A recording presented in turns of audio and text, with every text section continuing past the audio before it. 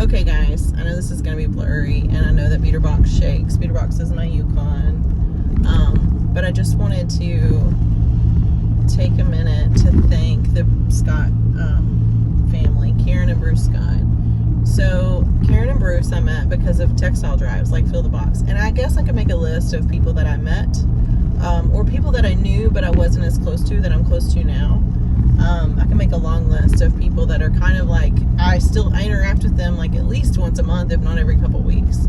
But today, Karen and Bruce had another big load. I worked all day today, had a good time with my work peeps in the ER, and then came to pick up from Karen and Bruce's house on my way home. And Karen and Bruce are amazing. They have, I want to say 9 kids under their roof right now. They make my family of 6 look like a little starter family. I think I'm going to show on this light. Yeah. They make my family of 6 look like a little starter family.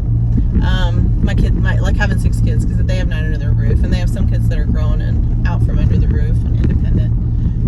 But they have textiles donated to them a lot, sometimes just because they have so many kids and people think maybe you can use this. And a lot of times they can use it, but a lot of times they can't. So they save it for me and give it to our Fill the Box loads. They also do real estate auctions.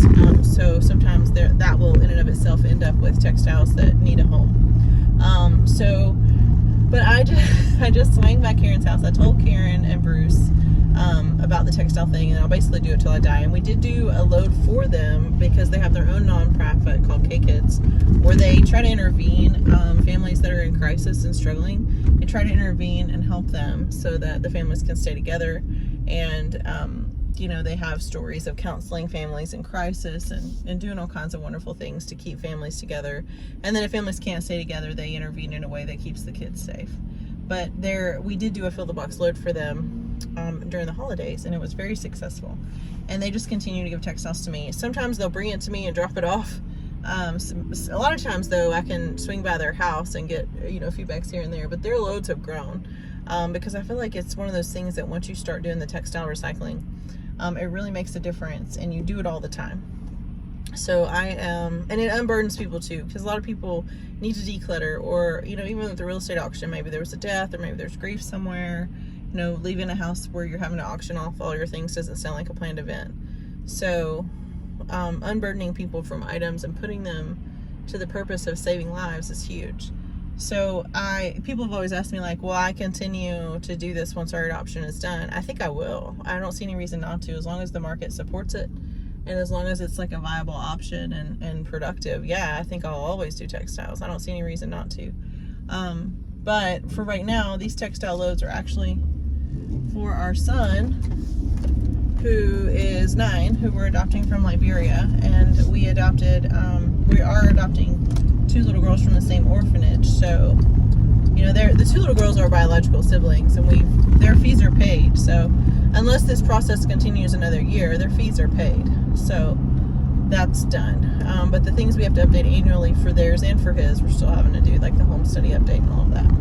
But luckily we've had grants that other people have done for us, like the Both Hands Project and Adopt Together grants going on. But I just wanted to do like a quick video on my way home from work while I'm driving, and just say that not just the Bruce family, but like definitely the Bruce family.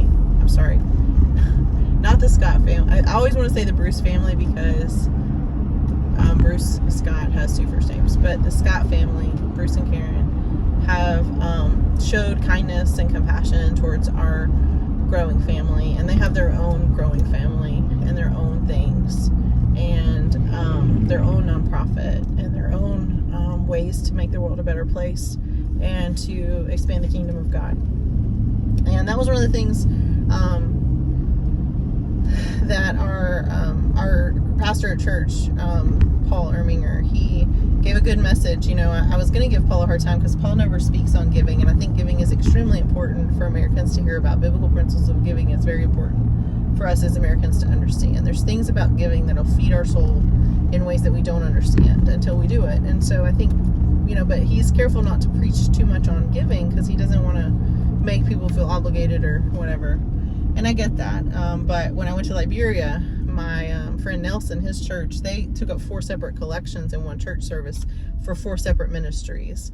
And their church service lasted, 2 or 3 hours, 3 hours at least. And they didn't even let me stay for the whole thing. Even though I was enjoying myself, we had a lot to accomplish that day. So we were there for 3 hours, and it was uplifting. But Paul has been preaching on giving, and it doesn't matter to Paul if you give to Gulfside Church, or you give to one of the Gulfside Church's ministries, or if you give to our adoption, because Paul and his wife Tia certainly give to our adoption in more ways than one, or if you give to another cause that you're passionate about. It doesn't matter to him that where you give, just that you give, and that you, in your giving, spread the love of Jesus to people that need it. And don't we all need it? So it's nice for me, Karen and Bruce Scott, it's nice for me to be protected by their prayers and their encouragement, and to have we're saving these kids' lives. Like, our kids that are orphans in Liberia, they don't have another option. There's not another option for them. And to see families like that continue, like the Scotts, to continue to give back to us, even though they give. It was nice to do a textile drive for them, because I was excited to give back to them. But their ongoing support and words of encouragement. Bruce was teasing me a little. Maybe I need to get a bigger car because he has so many kids. He's showing me his big van, and it's just nice to have that community of support. And there's one thing about our adoption, especially the delays and the length of time. There's so much about it that's been terrible, and I don't think that it should be that way. And shame on the people that allow it to perpetuate and benefit from it. But the friendships that we have made and the community that we have gathered around us. I was thinking today, my friend Paige, she brings me tons of stuff, and she goes and picks up clothes for me and spends her Saturday loading up U-Hauls for me, and her whole family did that for us on last Saturday. But then, like, Paige is getting stuff from Kim at All Superstars Preschool, who also is giving me stuff constantly. And I think it's been the great joy of my middle-age parenting, where my kids are still young enough that I still need a lot of help and guidance, and it's still a very hands-on project. But also to be in a realm where our family is growing, to have these people around me and to have these mentors around me. And but one thing that I was going to mention about Paul's sermon about giving, it doesn't matter what you give to, but to build the kingdom of God, people have to know that it's there. And to get a little piece of heaven on earth, people have to know where to invest. And James 1:27 says, pure and genuine religion in the sight of God the Father is caring for widows and orphans in their distress and refusing to let the world corrupt you. And let me just say, the world in general with this adoption process has done its best to corrupt me about what I think about God, what I think about people, what I think about life in general. But it's been a push and pull. As much as it has done so much to corrupt me, it has done the same amount and then more to save me and to teach me that even though there are a lot of things in this world that should not be allowed to happen, that are evil, like delays on adoptions for no reason at all, just political strife and all of the things, there is a court of public opinion of people that know God that will always rise to meet the next evil challenge. And we have seen that so much that we are confident enough to add a third child to our adoption, 6th child overall.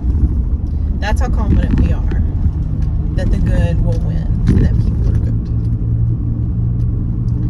and that people have good intentions. And if you don't think people are good, and you don't think that people have good intentions, just look at my Yukon. I've literally barely had room to sit because of all of the textile donations that I gathered from Karen's house today. It's remarkable. So thank you, Karen and Bruce, for being this consistent, constant encouragement. I do want to say that when we're done with our adoption and our needs are met, we'll continue to help other nonprofits and other people find this pipeline of financial support and find this pipeline of encouragement. And you know, the one that's next on my list is the Hope of Blessing International Children's Home in Liberia that are not capable to do adoptions. They're not licensed to do adoptions. They are licensed in Liberia to provide care for orphans, and that care comes at a price. So we hope to use our textile powers for good, and as soon as we can finish our son's adoption, they are next on my list. So last March of 2023, I did 3 textile loads in 1 month. Now this is January 31st that this textile load's going out, but I am curious if we can knock out 2 loads in the month of February. We can do a load based on how much we have. So once we hit about 300 bags, then Fill the Box will send a truck down, because that's when it becomes financially, but that's when it makes sense to do the drive. So that is something that's coming. And if we can do 1 load in January 31st, and 2 loads in February, each of $1,000, or 5,000 pounds gets us $1,000. 6,000 pounds gets us more than that, but 5,000 pounds is usually our benchmark to get $1,000. So do the math with me. If this load's worth $1,000 and we get 2 more loads in February that's worth $1,000 and $1,000, that's $3,000. Our son's adoption expenses, the fees that we need, are hanging out around $8,800. We also have a matching grant at Adopt Together that has $400 left on it. So if you want to give to our Adopt Together account, you can match it up to $800. So we'll get that $800 from Adopt Together, and we'll get $1,000 Friday's load, and then another $1,000 twice in February. So that's $3,800. So that's nearly $4,000. So by March 1st, if we can really kill it on these textiles, we could be halfway there to our son's fees. And then in March, maybe we can do 3 loads in March. And I know this sounds optimistic and a little bit aggressive, but I did it before. When we were fundraising for our girls, we did 3 loads in March. We got $3,162 in textiles in March. And the last load at the end of the month was so big, I couldn't fit it all in the truck. I had to save it for the next load.